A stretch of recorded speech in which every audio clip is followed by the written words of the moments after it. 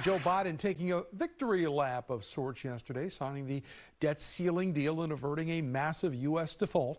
The bill culminates weeks of high-stakes negotiations between Democrats and Republicans on the Hill. The president using the opportunity to say that both sides can work together to get things done. So, it was critical to reach an agreement. And it's very good news for the American people. No one got everything they wanted, but the American people got what they needed. We averted an economic crisis. So that is the situation from the Hill, the crisis averted. Meanwhile, Florida Governor and presidential hopeful Ron DeSantis was commenting on this as well. We want to bring in our panel this Sunday morning. Andrea Christianson is a partner at Pentagroup, a former aide to House Speaker Kevin McCarthy and GOP strategist, and Drew Littman is a Democratic strategist and former chief of staff to former Senator Al Franken. It's good to see both of you. Obviously, we talked a lot in the last couple of weeks about the peril that the country would endure if this debt ceiling deadline was not made. They were able to get this together.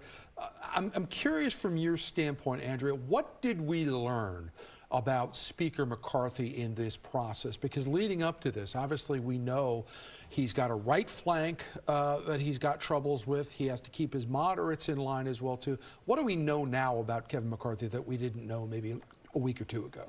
I think we learned that he can lead Republicans to govern and win in a divided government. He brought President Biden to the negotiating table. The president refused to negotiate for quite a long time. And he got real wins for Republicans. We reduced spending. We had the most significant environmental permanent requirements in 40 years. We're having people repay their student loans again. We're clawing back COVID funding, tightening work requirements. So a lot of wins for Republicans in there. Drew, they entered this process saying, clean deal. We want a clean deal, nothing added onto this. They wound up adding things onto it, things that may not necessarily have to do with the debt ceiling. Did the White House maybe miscalculate a bit here by not at least initially agreeing to a broader negotiation over this? I don't think so, Tom, and I think the concessions were pretty minor. I think also you've seen budget processes for decades. If you take out the term debt ceiling, this was like an old-fashioned annual budget negotiation with reasonable small compromises on both sides. It was carried out very non-hysterically by the White House and by the Speaker's office. It was remarkable in some respects because we were expecting a lot worse at times. And, you know, there were some members of the Republican Party who said, we're not going to vote for this. And they didn't vote for this. Ultimately, though, McCarthy was able to kind of bridge the gap with Democrats, because there was a lot of Democrats who helped get this thing passed. Does it show us anything that maybe the Speaker has more sway on the rank and file moderate Republicans and still the conservative wing views him suspiciously? Well, 2/3 of House Republicans voted for this bill.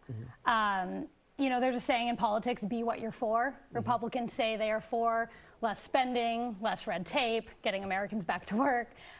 This bill does those things. So if there are Republicans who are going to insist on letting the perfect be the enemy of the good, then they're never going to get anything done. Drew, I don't think I've ever seen the Senate vote as quickly as they did on this when it finally got in their hands.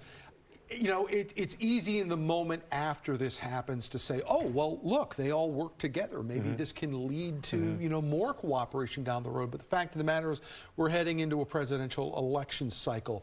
Are we going to look back on this moment as the good old days at some point? Because there seems like there's more division ahead of us than agreement. This might have been the peak moment of cooperation, and that fast vote did paper over some differences. Senate Republicans are unhappy about the lower defense spending number, lower than the Senate had wanted. They didn't really have time to do anything about it. They didn't participate in the negotiations.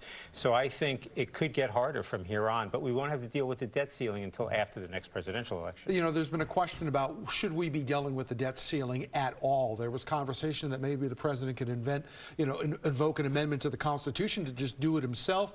Senator Chris Van Hollen, a Democrat out of Maryland, says, you know, we ought to just not be doing business this way. Is there any appetite for this amongst lawmakers as that they don't have to get into this 2-year cycle of doing this when we know it has to be done? I think there's a great appetite to not have to do this anymore. It's a complicated hostage crisis. Each side could do it to the other, depending on who is in control. It's not a way to run a government. Again, this was a regular budget negotiation. They have these negotiations every year, or they should. That's the way to fight these things out. Andrea, you look at this. Did the Republicans refine their voice a bit on this process? Because over the last couple of years, obviously, a lot of the social wars that have played out have dominated a lot of the conversation we have heard from that caucus. Did they get back on that foot of fiscal responsibility and spending cuts? I'd like to think so. I mean, the Republican Party has talked about being a party of less spending, of less red tape, and that's where they need to go. And I think that would be important. I want to shift gears on this presidential race because obviously at the top of the show we talked about all these candidates going to Iowa.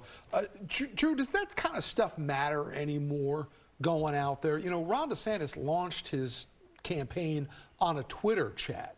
Do you still need to go out, you know, get on a motorcycle and have barbecue with folks out in Iowa? The fact that we're talking about it demonstrates that it matters. And the way that DeSantis's announcement played out, that is poorly, demonstrates why it's much better to do these things in public, with people, with supporters, with endorsers. That classical way of doing it actually works pretty well. Andrea, we talked a lot about the fact that if there was a large pool of Republican candidates, that would help Donald Trump because he could divide and conquer a lot easier on a larger group than he could against maybe one or two people.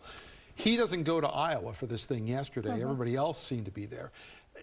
Does the fact that these other Republicans are getting into this race show that they're not scared of Donald Trump, or does it show that they just want to be on the stage to be part of the conversation? What is the reality of some of these campaigns that we're seeing? I mean, I think we have some really good candidates out there. I mean, Tim Scott, Nikki Haley, Mike Pence is going to announce serious candidates who've proven they can govern. But there was a big mistake in 2016 in which everyone hoped that somebody else would take down Donald Trump. And so we're at the risk of this happening again. If Donald Trump's the nominee, odds are Republicans are going to lose the White House. Christie seems to be getting in this race for no other reason than to do just that. And he has kind of expressed this publicly, and it's no secret that he thinks he can stand on a stage with Trump and take him down. He wasn't able to take him down the first time around. Is there any reason to believe that he can this time? I'd be interested to see if he can. I mean, Chris Christie I don't see as an incredibly serious candidate, mostly because he's tried to reinvent himself so many times. I don't think voters can take him Also, he seriously. rushed to Trump's side as soon as he was out of the race himself. Exactly. Drew, as a Democrat, you got to be sitting back and looking at this and say the more the merrier. You bet. Yeah. I think a larger pool makes it much more likely that Trump will be the nominee.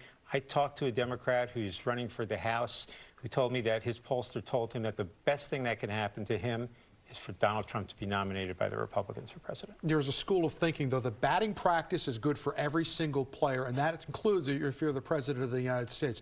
Joe Biden became a better candidate through the last primaries until COVID pulled the plug on a lot of it. What does the White House do to make sure that the Biden campaign does not grow rusty while all these Republicans are out there on the stump? Well, Biden's retail political skills are great, and I think they will plan very carefully. They've changed up the primary order so that Biden will be going to South Carolina earlier, a great state for him. So I think you'll see a strong early showing with a diverse cast of voters. I think it'll look terrific. Let's talk about that, though, because that was a big shift in the way that these early contests roll out. Is that a direct thank you to South Carolina for saving his hide the first time? 50% yes, 50% direct thank you, but 50% also an acknowledgement that the Democratic Party has changed. It's just more diverse. It's not a majority white party.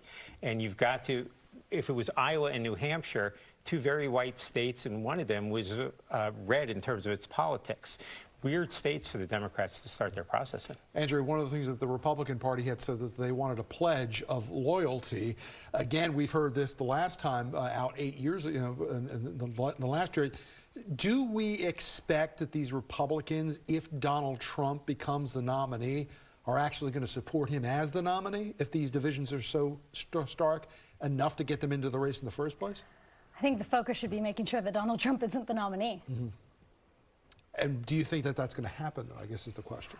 I mean, look, if we don't want to make the same mistake we made in 2016, I think that all of these candidates, even though there's some really good, serious candidates, if there's no real progress made after the early primary states, I think that's notice to sort of get out and get your support behind somebody else who isn't Donald Trump if Republicans want to win the White House. Andrea Christianson, Drew Littman, we appreciate both of you coming in on a Sunday morning. Thank Good you, to have Tom. you on the Thank you. political panel Great to be today. here. Appreciate it. All right, as we continue this Sunday morning, we've got much more to talk about. Stick with us. Fox 5 on the Hill continues live right after this.